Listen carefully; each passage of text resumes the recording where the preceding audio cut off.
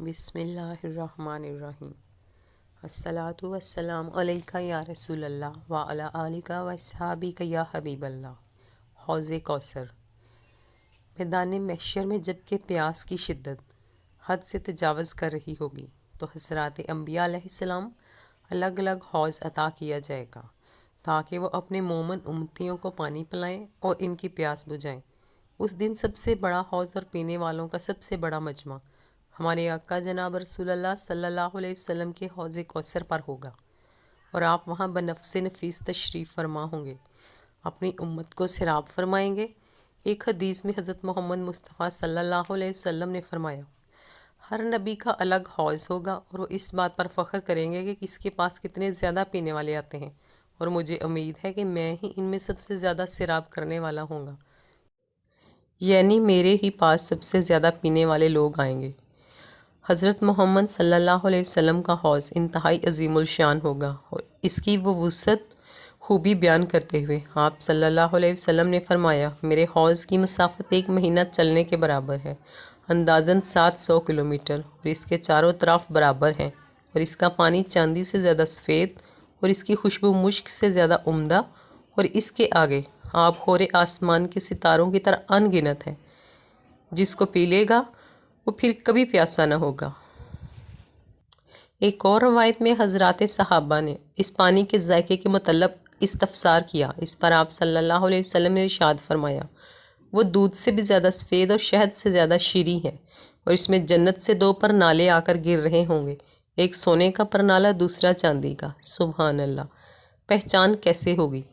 ایک مرتبہ آپ صلی اللہ علیہ وسلم اپنے حوض کوثر کی صفات بیان کر رہے تھے، درمیان میں یہ بھی فرمایا کہ میں اس دن حوض پر کھڑے ہو کر غیر امتیوں کو اس طرح ہٹا رہا ہوں گا جیسے کوئی شخص اپنے ذاتی جانوروں کے پانی پلانے کی جگہ سے غیروں کے جانوروں کو ہنکاتا ہے۔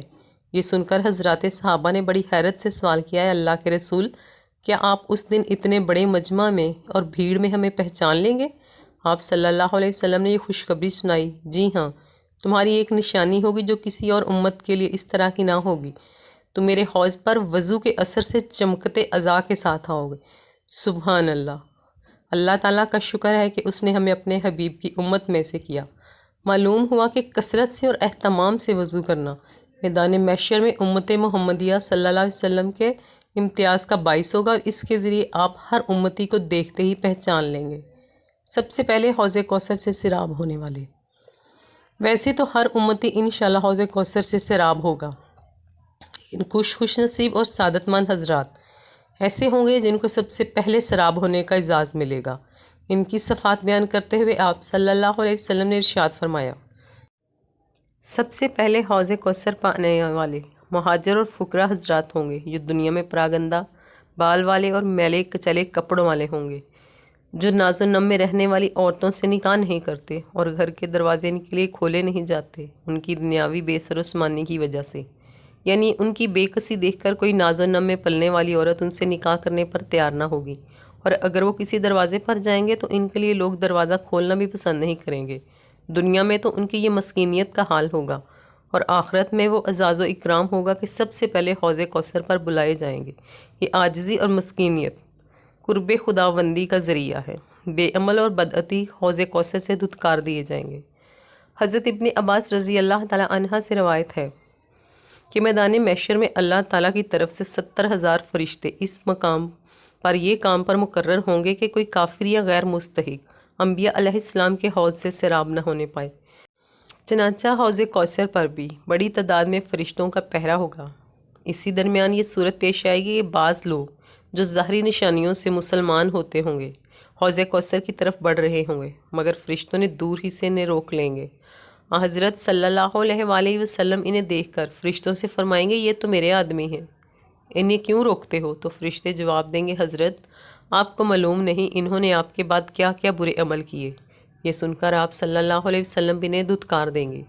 ایک حدیث میں آپ صلی اللہ علیہ وآلہ وسلم نے ارشاد فرمایا، میں حوض کوثر پر تمہارا منتظر رہوں گا، جو وہاں حاضر ہوگا وہ اس کا پانی پیے گا، اور جو پانی پی لے گا وہ پھر کبھی پیاسا نہ ہوگا، اور میرے سامنے کچھ ایسے لوگ آئیں گے جنہیں میں جانتا ہوں اور وہ مجھے پہچانتے ہوں گے، پھر بھی میرے اور ان کے درمیان رکاوٹ کر دی جائے گی، تو میں کہوں گا کہ وہ تو میرے لوگ ہیں، تو جواب میں کہا جائے گا آپ کو معلوم نہیں آپ کے پیچھے کیا کیا کارستانیاں کی ہیں؟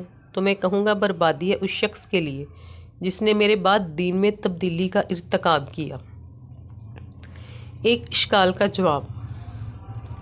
یہاں ایک اشکال یہ کیا جا سکتا ہے کہ حدیث میں تو معلوم ہوتا ہے کہ ہر صاحب ایمان امتی حوض کوثر سے پانی پیے گا، اور جو ایک مرتبہ پانی پی لے گا وہ پھر کبھی پیاسا نہ ہوگا، اور یہ بھی ظاہر ہے کہ حوض کوثر پل صراط سے پہلے ہوگا، یعنی حوض سے پانی پینے کے بعد بھی اہل کبائر کے جہنم میں جانے کا فیصلہ ہوگا۔